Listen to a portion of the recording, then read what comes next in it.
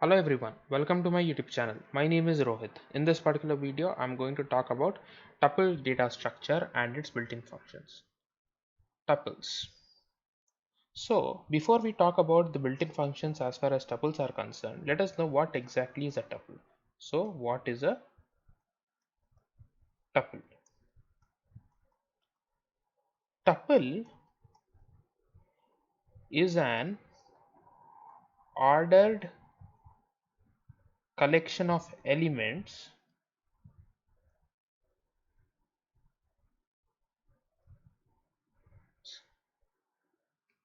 ordered collection of elements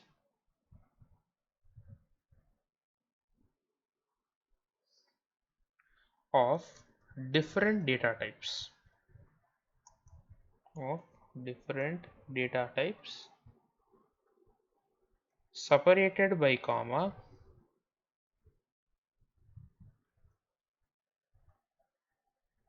and enclosed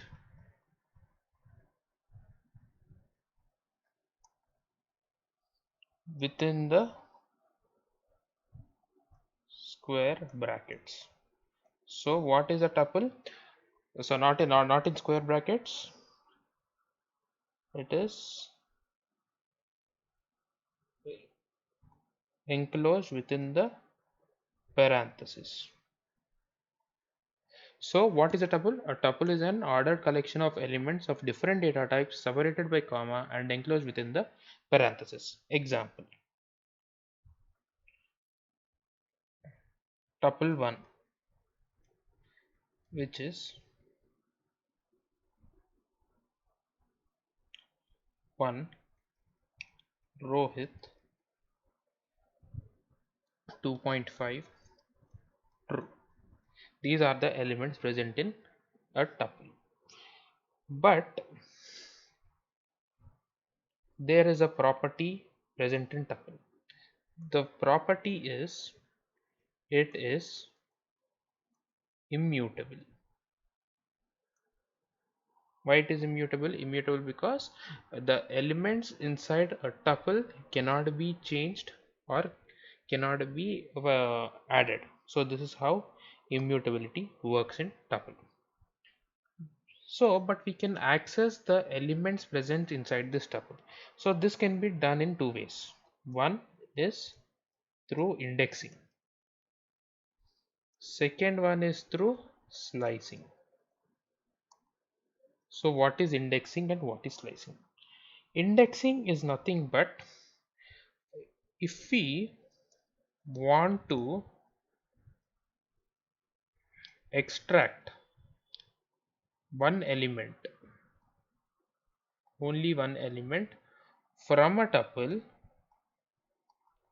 then in that case it is known as indexing. What is slicing? It is the vice versa of indexing. That is nothing but if we want to extract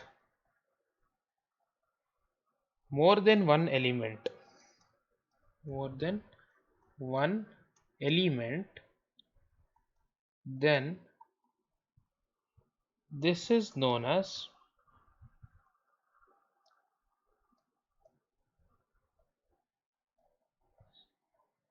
slicing. Now this slicing will take three arguments. First is nothing but the start, second is stop, third is step. So what is the start, what is the stop, and what is the step? Start is a point. It is a point or index at which slicing should start.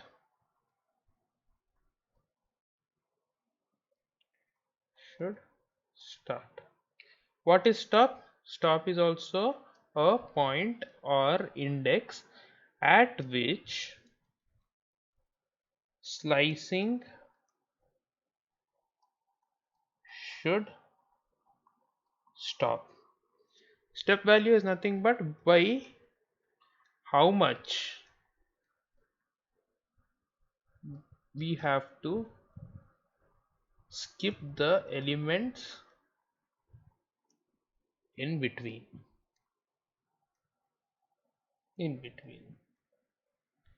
So first, let us consider a tuple. This is a tuple 1. This tuple 1 is having elements like 1, Rohit, 2.5, true, comma, Sanam, etc. This is the tuple 1. For example, if I want to extract only 2.5, that is using the technique of indexing, then what I do is tuple 1 off. 2.5 so in my previous videos VS also have told you that whenever we are going from left hand side to the right hand side, we are following zero based indexing, and when we are going from right hand side to the left hand side, we are following one based indexing. So at 0th index 1 is present, at the first index Rohit is present, at the second index 2.5 is present, and at the third index true is present, and at the fourth index Sanam is present in the form of string. But if we want to extract 2.5, in that case tuple 1 of 2, this will basically give me an output of 2.5. So whenever you are going from left hand side to the right hand side, that is in the arrow in which direction it is pointing, then in that case we basically follow a zero based indexing, and whenever we are coming from this direction to this direction, that is from right hand side to the left hand side, in that case we are following a one based indexing. This is how it follows. For example, if we want to extract Rohit 2.5 and true, then in that case we basically use the concept of slicing. So tuple 1. So in that case, first we have to specify the start index, that is at what index the Rohit is present, at first index colon, then the till 3 have to go, but the ending index I will specify is 4. Why I am specifying in 4 instead of 3 is whenever we are doing slicing, the starting index is inclusive and the stopping index is exclusive, as in this the index value which is present at the start value is inclusive, as in it will extract this particular element, but whereas at the ending index is exclusive. Why? Because this particular index for the sanam, which is in the form of string, will not be extracted. So that is the reason I have to specify one index more, so that it will cover, it will extract the elements that are present at 1, 2 and 3. So the output for this will be Rohit 2.5 and true. This is how slicing works, and the colon in between a starting index and stopping index is nothing but the slicing operator. So this is nothing but the slicing operator. This is how this works. Now coming to the built-in functions. Built-in functions of tuple. What are the different built-in functions present in tuple? The built-in functions are same as list. First one is nothing but the tuple function. Second, length function. Third, min function. Fourth, max function. Fifth, CMP function. Sixth, uh, del. Seventh, remove. Eighth, pop. These are the different built-in functions present in tuples. Coming to the first function, that is tuple. Why is this function used? Let us consider we have created a list, lst1, which is having elements like 1, 2, 3, 4, 5 and 6. This is the list one. but I don't want to be don't want this in list format. I want it in tuple format. So in order to typecast that to a tuple format, there is a built-in function known as tuple. So this function is used to convert or typecast a list from a list to typecast a list to tuple. This is what this function. So for example, if I so in order to convert this a particular list from list to tuple, then in that case what I'll do is I'll write it as this tuple of lst1. So when after executing this particular line, if I check the type of lst1, then it is going to give me as class tuple. This is what the output is going to be. Coming to the second function, that is the length function. What does this length function do? This length function is going to give the length of that particular tuple. Length of that tuple. This is what it is going to do. So as we have converted this list 1 into tuple, so whenever I try to do a len of lst1, then it is going to give me as 6. So it is going to count the number of elements present in that particular tuple, and it is going to give me the length of it. Next comes the min one. So what is this min? It returns the minimum value from a tuple.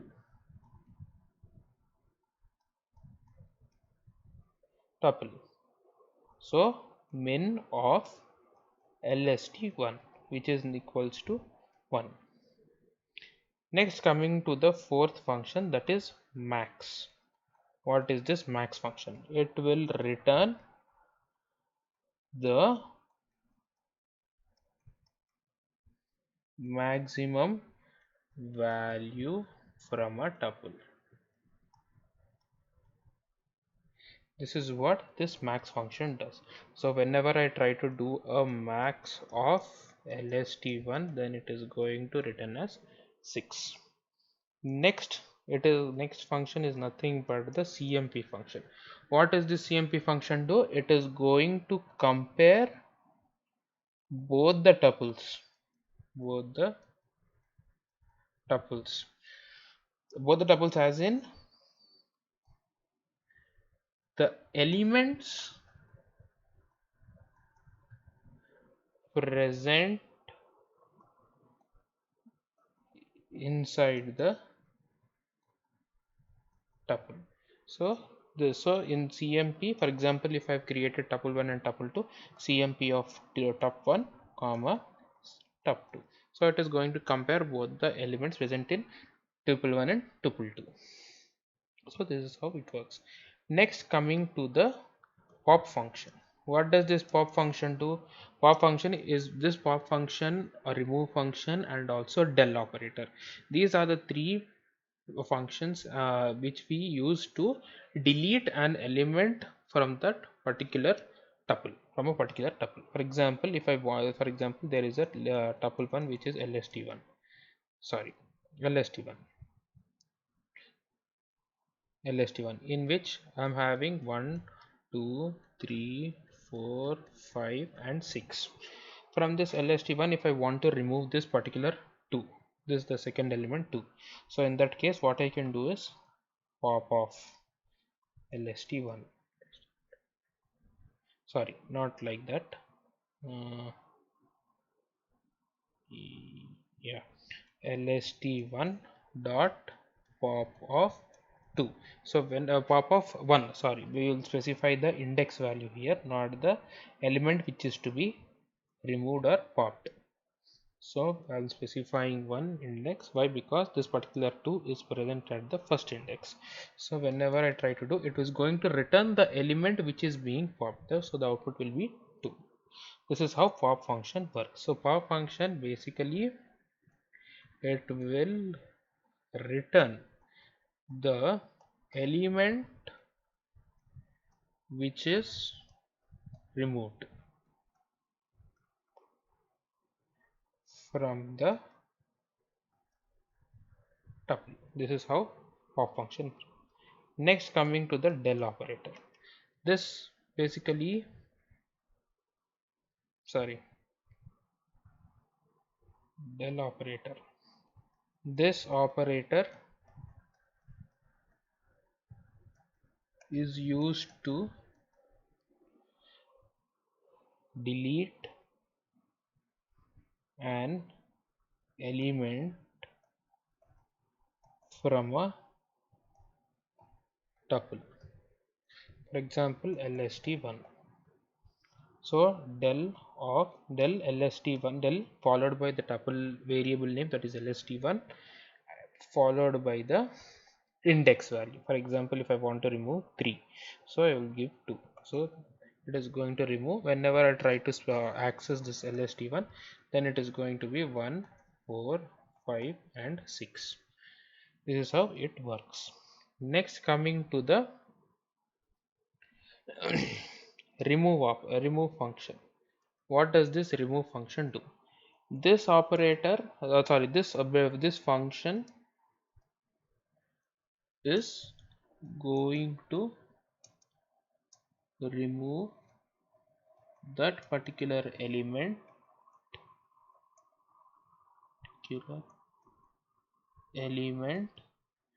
which is passed, sorry, which is passed as an argument to the remove function.